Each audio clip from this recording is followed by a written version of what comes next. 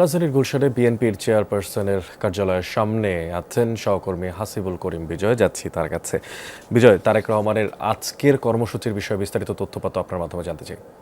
অনেক এই মুহূর্তে বিএনপি প্রধান কার্যালয়ের সামনে আমি দাঁড়িয়ে আছি এবং বিএনপি তারেক রহমানের আজকের আমি যতটুকু জানি যে বিকাল নাগাদ একটি সংবাদ সম্মেলনের কথা রয়েছে।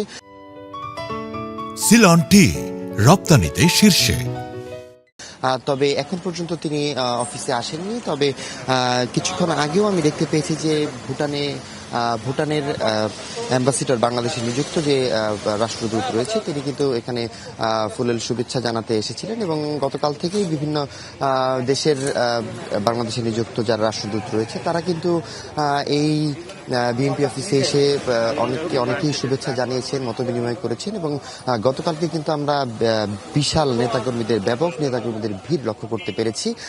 এছাড়াও যদি বলে রাখতে চাই যে ত্রয়োদশ জাতীয় সংসদ নির্বাচনের নির্বাচিত সংসদ সদস্যদের গ্যাজেট প্রকাশ করেছে নির্বাচন কমিশন গতকাল শুক্রবার রাতে এবং মূলত নির্বাচন কমিশনের জ্যেষ্ঠ সচিব আক্তার আহমেদ এই গ্যাজেটটি জারি করে এবং গতকাল রাতে গণভোট ফলাফলের গ্যাজেটও প্রকাশ করে নির্বাচন কমিশন। গ্যাজেটের তথ্য অনুযায়ী গণভোটে হ্যাঁ ভোট দিয়েছেন 4,82,660 জন মানুষ, অন্যদিকে না ভোট দিয়েছেন 2,71,272,726 জন। গণভোটে বাতিল করা ব্যালট পেপারের সংখ্যাও কিন্তু বিপুল অনেক, এমনটাই আমরা দেখতে পেরেছি। তবে আমরা যেমনটি জানি যে আগামীকাল অর্থাৎ সোমবার অথবা মঙ্গলবার কিন্তু শপথ পড়ার কথা রয়েছে।